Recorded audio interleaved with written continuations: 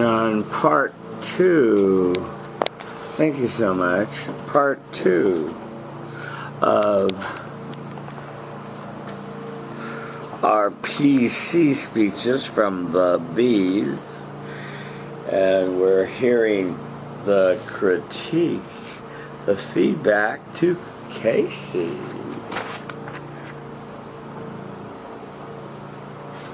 Thank you for it. Thank you, sir. Extra credit.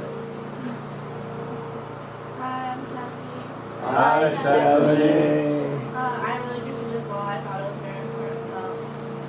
One thing to be aware of is that you said a lot, and it kind of broke up your the flow of your speech when you got into a very emotional part, and then you would say and I thought it kind of took away from it a little bit, but I still did it well. Okay. Good point. And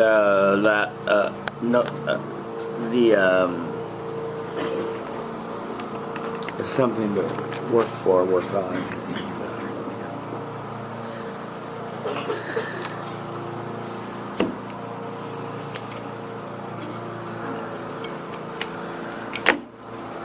Let me staple you together.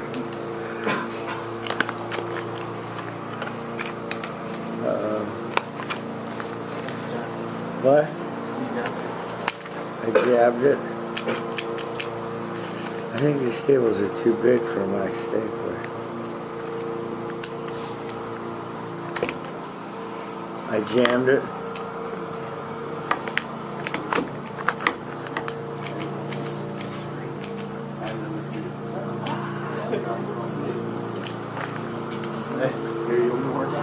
Yeah, work on it. Okay, back to reality. I'm so sorry. Casey, I want to make one overarching comment about your delivery.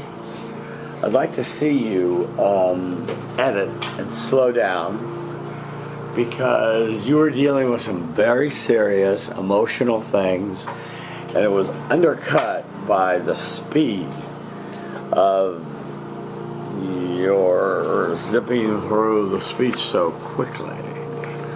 And so say less, say it slower, and you'll accomplish more. You started with this idea that being a flower, whenever you felt scared and you were in a hopeless situation, and that you were going to bloom and that it would be okay, and you tied back to that, and you further added that you're going to get a tattoo of a flower. So I think that is some testimony to your sincerity about the flower. So that's was an interesting intro. Your PC was giving back to your high school, and you said 2 reasons and 3 actions, so that worked. Your SIG statement wasn't really a SIG statement. You told us that you went to a high school from a low-income area named The Height, and it would be probably considered the ghetto, but you needed to sell it to them and to say why they'd be interested to know about somebody that came from a high school like that. Okay? On your main body,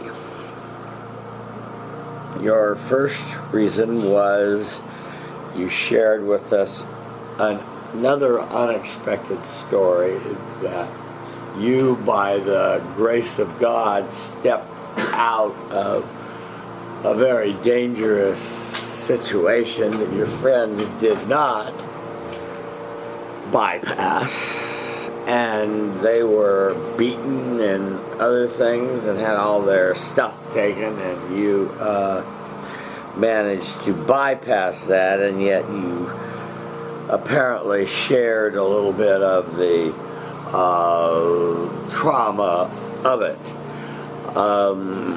what I needed to know was a little bit more, was tying that back to your commitment to the high school, and they were so good to us. I want to be giving back to them. On the second reason, the frequent gun violence, again, a very authentic and surprising fact that most people don't. Most people haven't had 5 or 6 friends shot by the time they're 18, right? Yeah. So, but you know, in some neighborhoods, I was watching the news last night. I was, they said there was some old man was shot 18 times in a parking lot from a very fancy car. And they interviewed 2 of the eyewitnesses.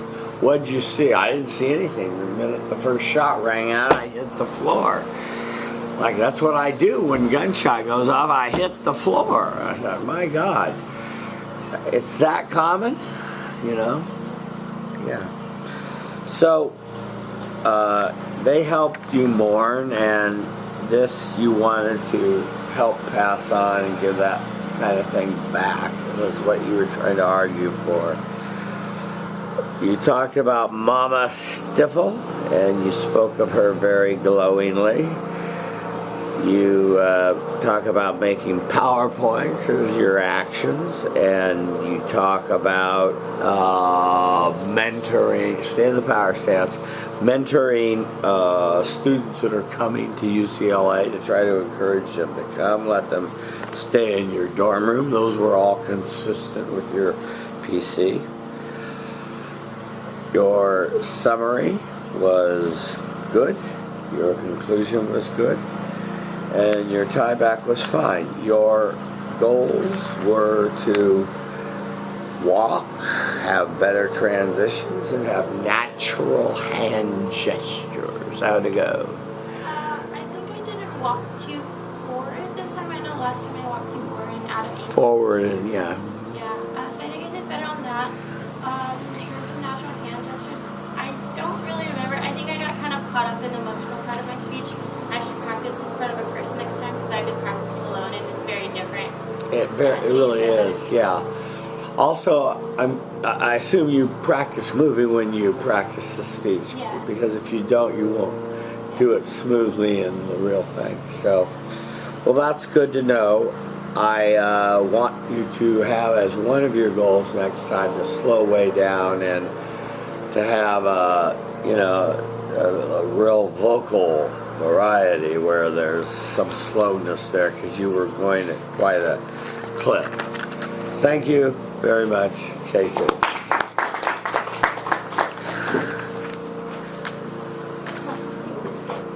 Okay. Is it working or not? Yeah. Okay, well, great. Let me staple Casey's paper together. I have all kinds of rejects here, so I just go like this. Beautiful. You're a master. Yeah. Okay, that was Casey at the bat. Let's see, where are we going next? We're going to Brian.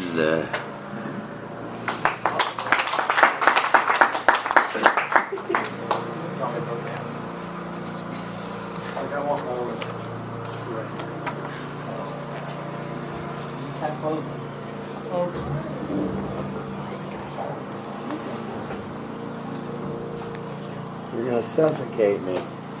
That's pretty cool. Thanks, dude.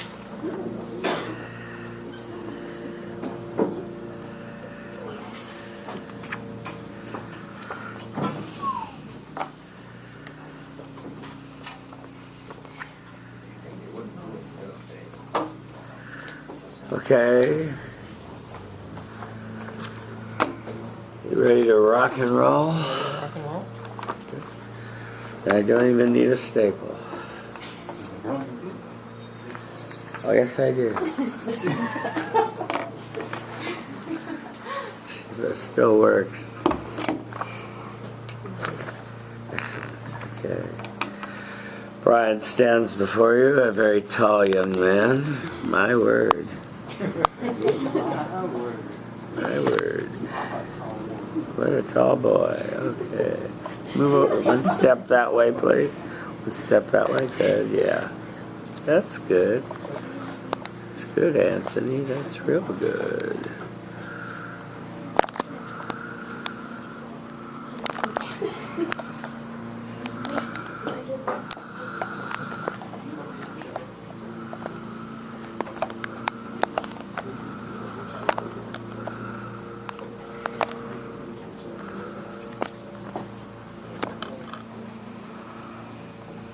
Okay.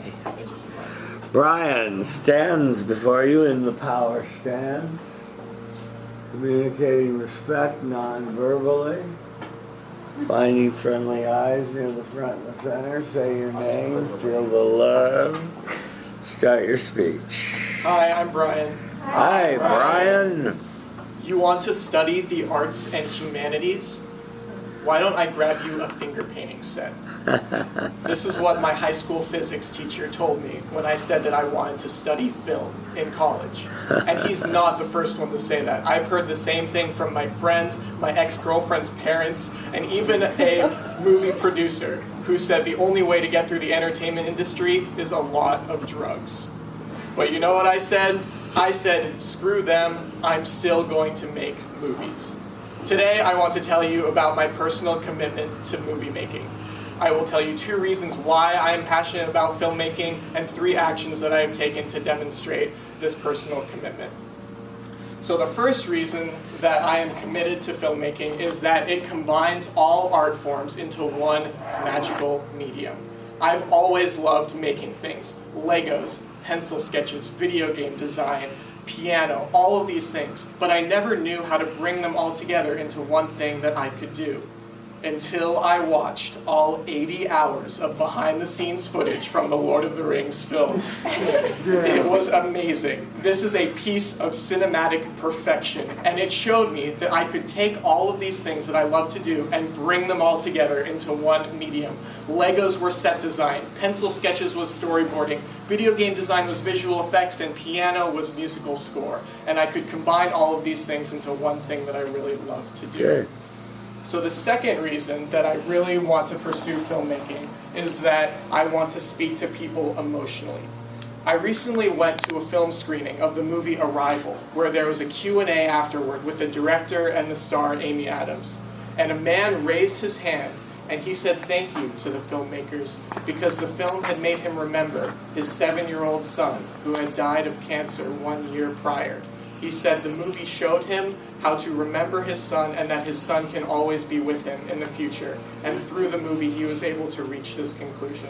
Movies are really able to touch people in an emotional way and give them hope and happiness and joy. And this is something that I want to tap into as I pursue my personal commitment to filmmaking.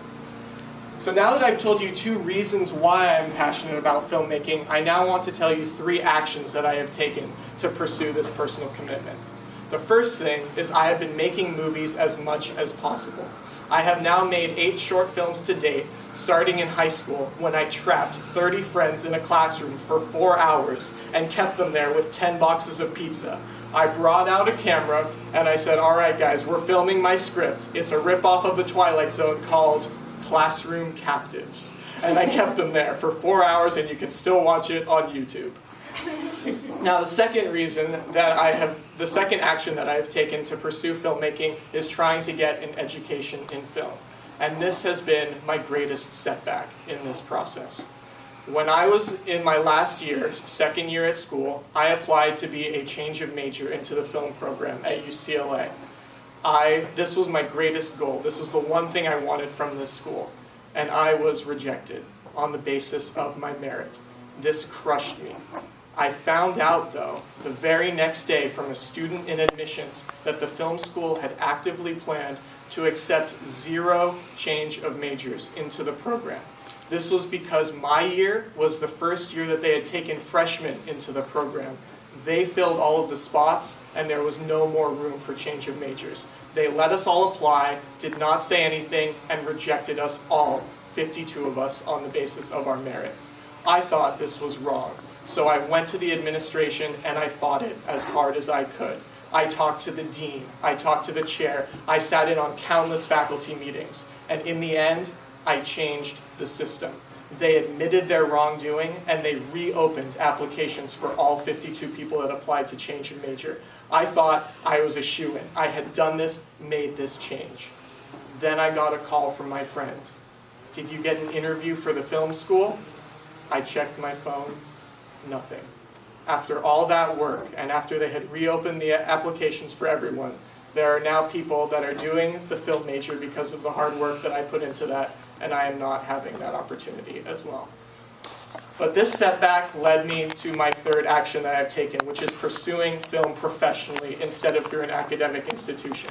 I am now interning at Sony Pictures Studios, and I have also interned at DreamWorks Studios, and through that I am learning what I need to learn about film. I've also been submitting my films to film festivals, and my latest short film is now screening on all Virgin America flights. So I've been able to turn this around, and this really validated me in my pursuit of filmmaking and made me want to push forward in this endeavor. So in summary, I have told you 2 reasons why I am personally committed to filmmaking and 3 actions I have taken to pursue this. There should be no doubt in this room that I am personally committed to making movies. So instead of grabbing a finger painting set, I'm going to pick up a camera and show the world that your riskiest, craziest passions can be worth it after all. Thank you. Thank you. 5:35. 5:35. Somewhere back here. Hi, I'm Abigail. Hi, I Abigail. really like your speech. I love the introduction and the sideback you made with it. And overall, your speech is I really liked it. Your personality and your voice really stick out, and you engage pretty well with everybody.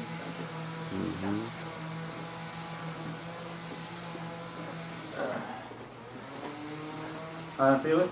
Hi, Hi, Felix. Felix. It sucks I have to be the one to criticize you. I really like your speech as well. I guess like one thing I can say is like when you're telling like the stories, like you found like, they're supposed to express like different emotional impact. So like when you talk about one event, you express one emotion. You express another event, you express like a greater emotion. So that's probably one thing you probably improve on is like expressing emotions like probably more through your tone and that. Okay, that's insightful. Thank you. Yeah. Brian, yeah. You know, yeah, I'm chuckling because, you know, many are called but few are chosen in this business. And, you know,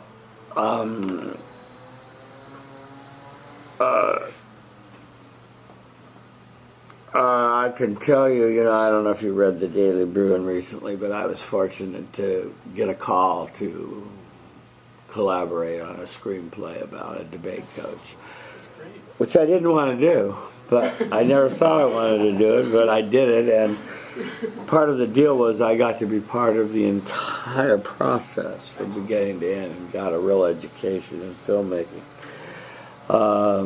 Very interesting. But from that point on, you know, I still get calls of people that want me to read their screenplays, and it seems like hundreds of people have screenplays in their kitchen drawers and stuff. So everyone is really dreaming of making a break into that business. So good luck to you. Thank you. You know, I think you're right in not giving up and being determined. You know, there's more than one road to Rome, and just because the film school rejected you doesn't mean you're not going to be a filmmaker. You know, some people would give up and go away. Obviously, you haven't. That's good. Yeah. Well, do a little microanalysis of your speech and go through it. I really like the finger painting set. It's very vivid, and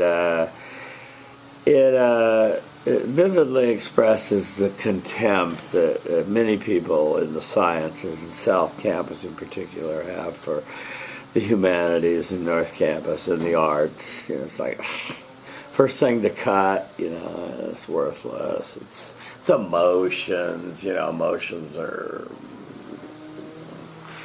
we can live without them. You know, up here, let's get the rational going. Yeah. So, I like the way you put it, my ex-girlfriend's parents. They obviously thought you were a loser. I like the way you put ex. That was good, yeah. Yeah.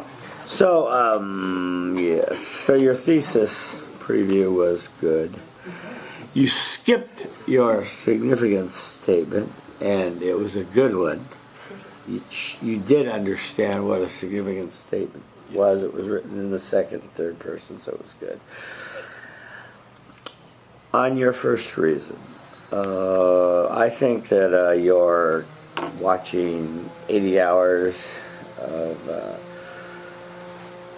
LOTR movies was quite a commitment, and I like the way you then synthesized that experience into your own life experience and saw how things were going to apply, you know. Yeah. And by the way, you know,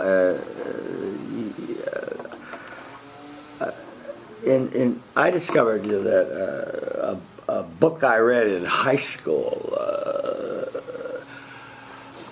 by Dostoevsky, I put in the movie, you know, and it was just, I remembered a great quote and I used it, and it made it through all the rewrites. So you never know what's going to be relevant, you know, in your life, past, and experience. On your second reason, you talk about a screening with Amy Adams and the Q&A where a man said that his 7-year-old son died of cancer. No one wants to bury their children. That's the hardest thing to do. Yeah, and you talked about how film can really talk to people on many levels and help them emotionally get through things. And that was a good reason. On your actions, making shorts, we'll have to all watch Classroom Captives on YouTube. By the way, you can watch my film Listen to Me. It's on Amazon Prime now. So I get a residual check for $1.75 about every 2 months. So, That's great. That's great. So I'm getting rich on that movie. Yeah, absolutely. That's great. The 99-cent store. Yeah. Listen. Anyway, on your second one, that shows your persistence, and I think that was excellent.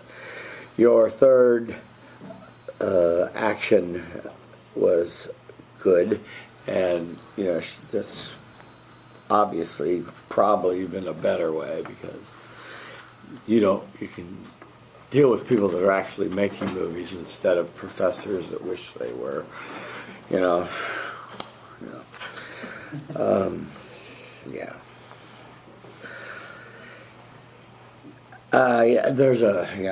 Okay, and then the summary and conclusion and tieback were all fine. Let's talk about your kanais. Use gestures more effectively. Stay on time and transition clearly. How to go? I think the staying on time I need to work on. Yeah.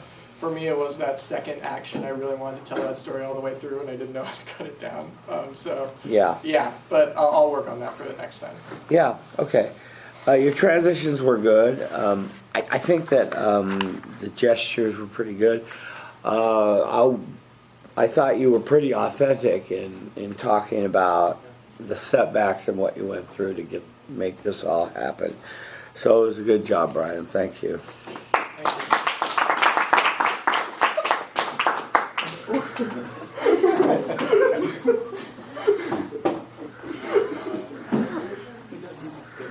Are there any more bees? Any more bees? Is there any more bees? I think there's one more bee. Yeah. Oh, sorry. Do you have time left? Yeah, we have. What?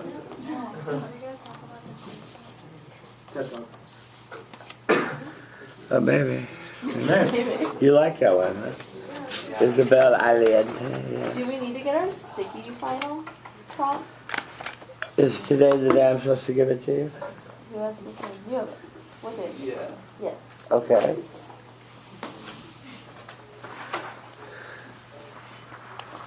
Okay. It's the 11th, right? Yeah. Sticky final distributed. Okay.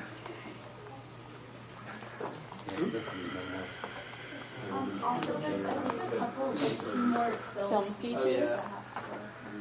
Yeah, there's a few film speeches and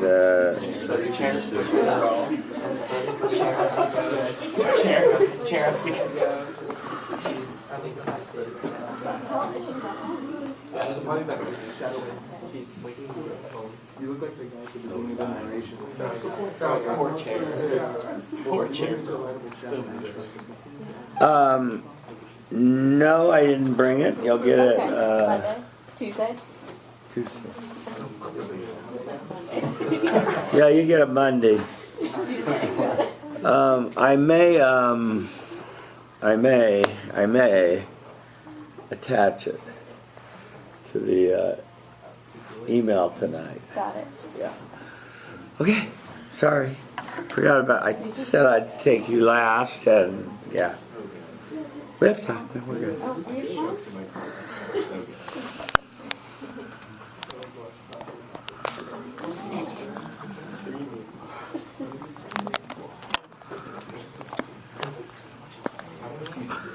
Okay, Caesar stands before you, managing attention, communicating respect non-verbally. There's that phone out again. What are you, in love and you can't be without your girlfriend for 1 minute? Finding friendly eyes near the front and the center. Say your name, feel the love, start your speech. Hi, I'm Caesar. Hi, Caesar. In the fall of 2015, my freshman year, I lost someone in my life who could never be substituted, much less replaced. This loss brought upon me an unprecedented amount of responsibility, and I became the role model and the father figure for my 3 younger brothers. And these circumstances put my level of maturity way ahead of my years, and so it transformed me into a man with the face of a 15-year-old. And today I want to share with you all my personal commitment to live life one day at a time and not get ahead of myself. And I will give you 2 reasons why I'm personally committed to live one day at a time, and 3 actions that I have taken to show my personal commitment. And sometimes as young people, we worry too much about the future, and as a result we try to get ahead of our young lives. And yeah, we try to get ahead of our young lives. For example, like planning our perfect career, fantasizing about our future family, and it seems that we all try to figure out our life like in the day, or we all like think we got it, but then we don't. And it's not something that you figure out in the day, because your life is like a puzzle. You know, you're gonna work on it your whole life, but this puzzle you're actually never gonna finish. Like death is gonna end it. Good. And so the first reason I'm personally committed to live life a day at a time is that I'm extremely focused on my education and my career. And I feel that in the middle of all this like focus, I lose the sense of who I am. Like, I drive my attention away from like the person that has me here, and that's my mother. She's like my support system. She's like the reason why I have like all this dedication towards school. And I feel like in the middle of all that, I forget about her sometimes. And so I feel like that by living life one day at a time, I will realize that I'm young and that I have my life ahead of me. School's gonna be here tomorrow. It's not gonna go anywhere. Like, as opposed to my mother, who like any other human isn't guaranteed to be on earth tomorrow, you know. So I have to learn to show her my love as much as possible, like every day, through good and through the bad. Good. And so the second reason that I am personally committed to live life one day at a time is that I never give myself any free time. This like role of being the man of the house has me with a mentality that there's like no time to have fun, you know, like everything has to be serious because I have 3 younger brothers and a single mom who's like trying to make ends meet and raise 4 boys. So it's just like this mentality that I don't have time to like have free time or anything like that. And I think by living life one day at a time, I'm gonna understand that I'm still young, and that even though I'm young, responsibility and my youngness, I guess, can go hand in hand, and it doesn't have to be one or another. And I can be a responsible role model to my younger brothers while still enjoying my young years. And so, third, I want to share with you all some actions I have taken to achieve this personal commitment. And the first one is on the weekends. I go home every weekend in order to spend quality time with my family and make sure I stay connected with their lives. The second thing I do is when I'm home on the weekends, I go out with my friends and cousins and stuff like that and try to have fun, not take the seriousness out of life, at least like for the weekend. And the third thing I do is I've been like trying to worry less about the tomorrows and worry more about the todays. Live like each day that I have the opportunity to live to its fullest, and just like deal with life as it comes to me and not try to get ahead of it. And so when I perform these actions, I feel young, I feel liberated, like I clear my mind from all the inevitable problems that life brings. And by doing so, I feel like it helps me with my personal commitment to live life one day at a time. And so in summary, I have told you about two reasons why I'm personally committed to live life one day at a time. And I have told you about 3 actions that I have taken to show my commitment to this personal commitment.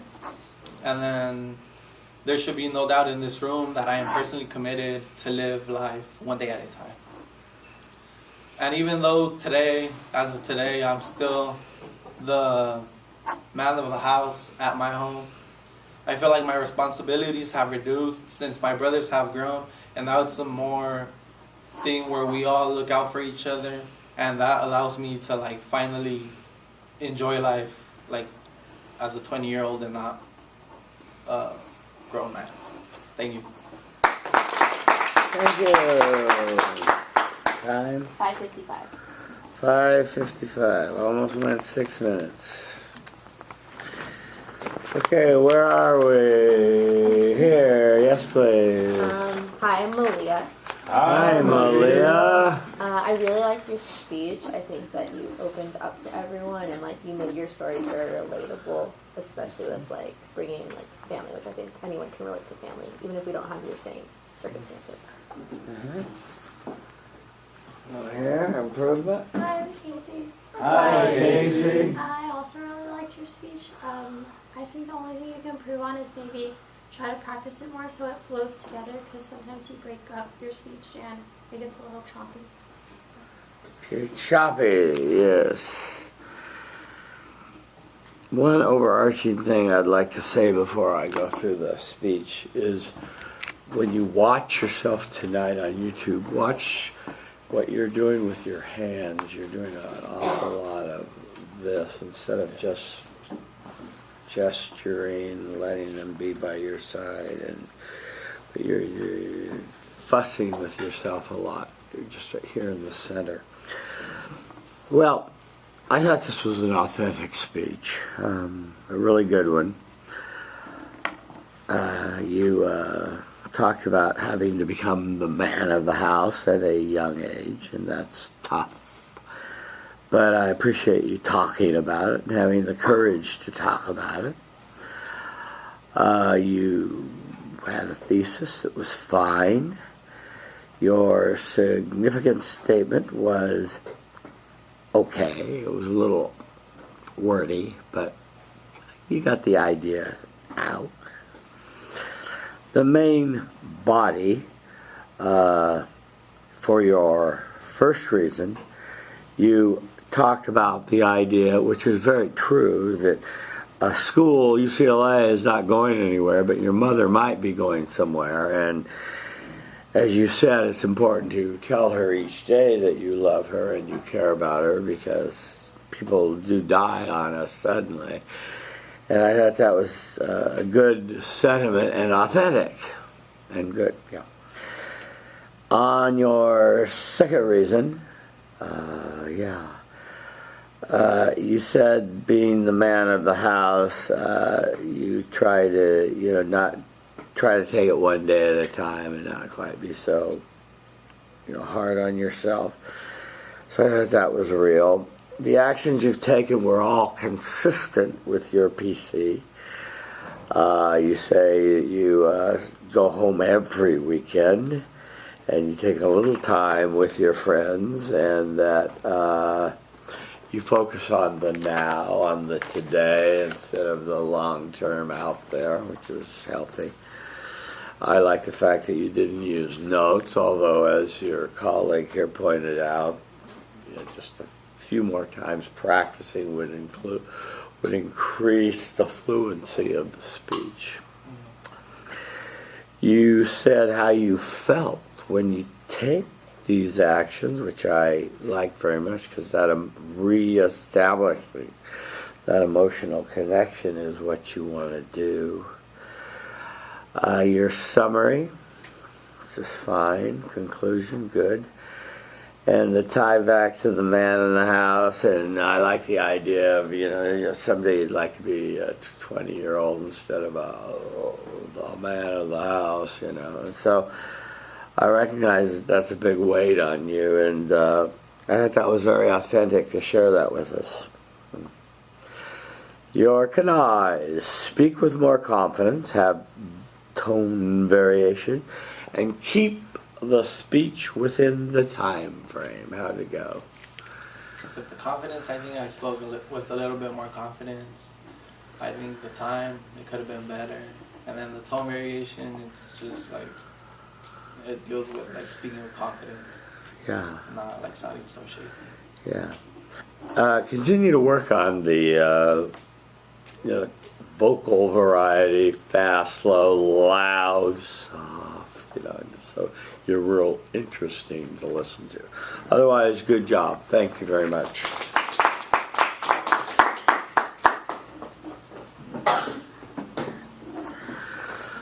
What's our time looking like? Up! We're out of time. Hi. Hold on.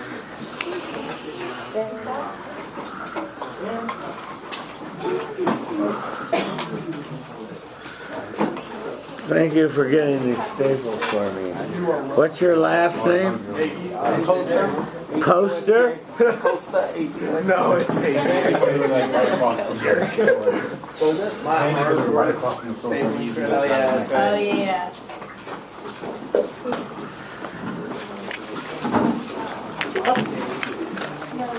Oh my goodness. Don't do anything I wouldn't. Just like my thing.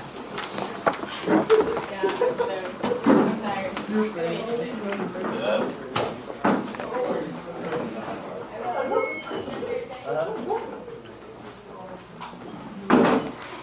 I was talking with Sam because we have a debate to do in 20 minutes. And I was testing you by leaving out the phone. Yes. Is your partner here? Sam's gonna do it. I don't Yeah, well, but have you made an effort to talk to her? Well, she's never. She didn't even. Sam told me she didn't even do the midterm. Well, did you email her? I didn't want to like email a random stranger and be like, hey, like. You should have emailed her. She's still enrolled in the class. I don't know if she's sick or what, but you should have emailed her. I guess I should. Why don't you email her right now? No? Yeah. Okay. Good. Vidya, can you see if